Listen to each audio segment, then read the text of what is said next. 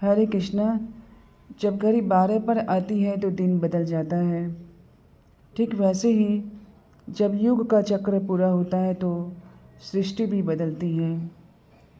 आइए आज हम अष्टम अध्याय के श्लोक नंबर 17 से मनन करेंगे, जिसमें भगवान यह भौतिक जगत है अशाश्वत है स्पष्ट करते हैं। सहस्रजुग पर्यंतम अयत ब्रह्मणो विदुः रात्रिम जुग सहस्रांतम तेहोरात्र विदो जनाः। 1000 चतुर्युग ब्रह्मा जी का एक दिन और उतने ही लंबी उनकी रात्रि।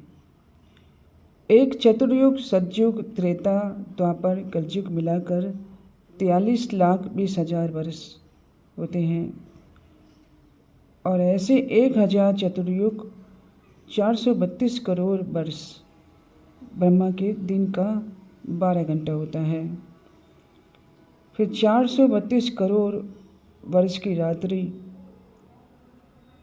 होती है। घड़ी में 12 बजते ही जैसे ही नया चक्र शुरू होता है, ठीक वैसे ही युग चक्र निरंतर घूमता है।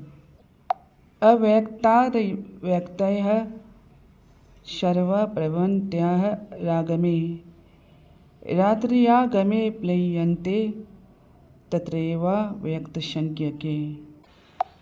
ब्रह्मा के दिन के बारे में समस्त प्राणी व्यक्त होते हैं और रात्रि में अव्यक्त हो जाते हैं।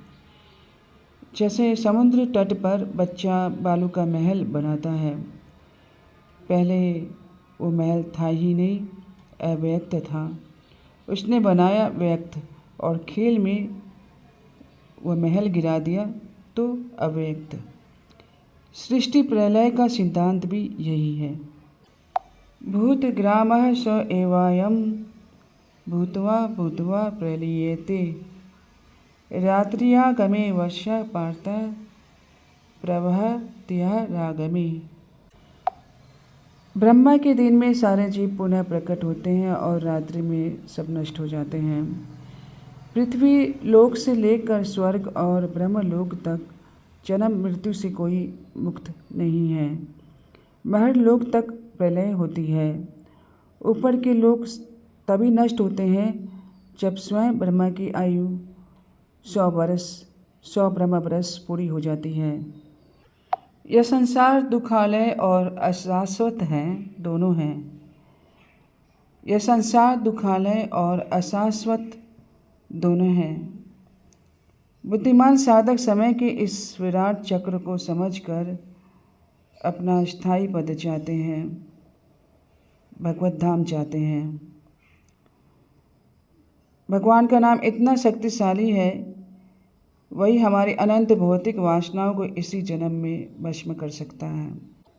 तो आइए इस अस्थाई संसार में बार बार जन्म मृत्यु के चक्र से ऊपर उठें और भगवत भक्ति रूपी नौका से परम गति को प्राप्त करें।